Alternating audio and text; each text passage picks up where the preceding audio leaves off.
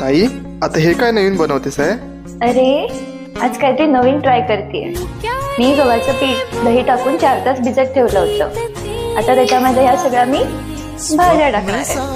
बघूया काय कसं बनतात. पहाटे पाहिले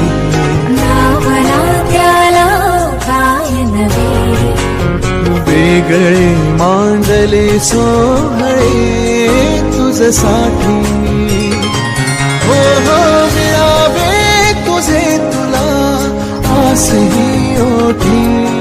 कोणी कुठे बांधल्या रेशमगाठी.